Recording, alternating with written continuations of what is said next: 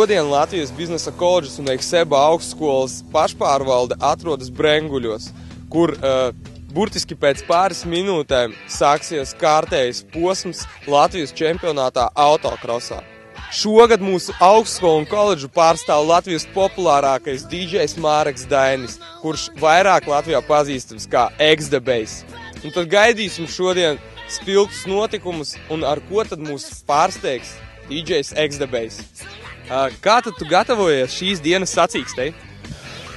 Pirmām kārtām jau mehāniķi labi ir pastrādājuši, cik nedēļas laikā mēs paspējām izdarīt, tik mēs arī izdarījām. Mehāniķiem liels paldies! Igors, Čorča, Sīpis, visi baigi foršie džeki un darīja, ko varēja, lai vispār tiktu uz startu šajā sacīkstē.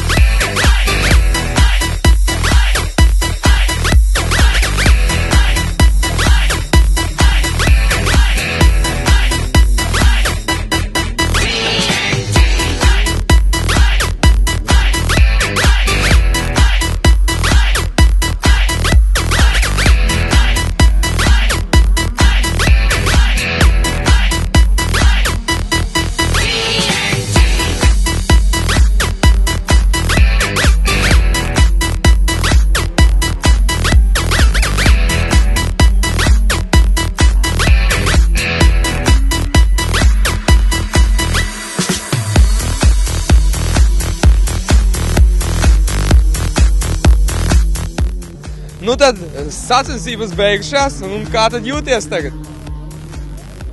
4. vieta. 4.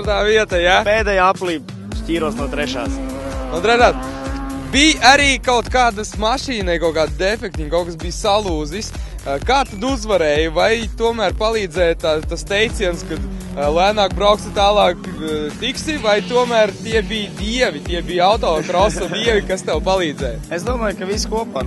Diena sākās lēnām, mierīgi, tā kā tu arī teici, lēnām brauks tālāk tiksi. Bija vienkārši jāvāc punktiņi, jātiek finālā.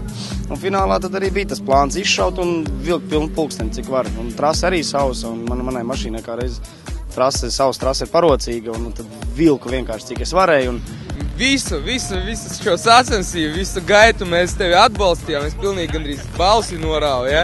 Vai tas tev palīdzēja šajā sacensībā? Protams, ka palīdzēs. Braucot garām arī ik brīdī paskatījos uz to, kas notiek kalniņā un kā savai iebļaustās, ja? Un liels paldies Eisebai par atbalstu. Forši iepazinos ar jauniem cilvēkiem, kas noteikti arī brauks uz sacensībām arī turpmāk, es ceru. Un liels paldies par atbalstu Eisebai, Latvijas biznesa koledžai. Cerams, ka rezultāti turpinās progresēt. Ko tu gribi novēlēt tiem studentiem, kas šoreiz netika tevi atbalstīt, bet vēlās varbūt atbalstīt tevi nākamreiz? Pirmām kārtām es vēlos viņiem pateikt, ka viņi ir palaiduši garām fantastisku sacīksti, jo sacīksti bija tiešām interesanti un dinamiski un forši.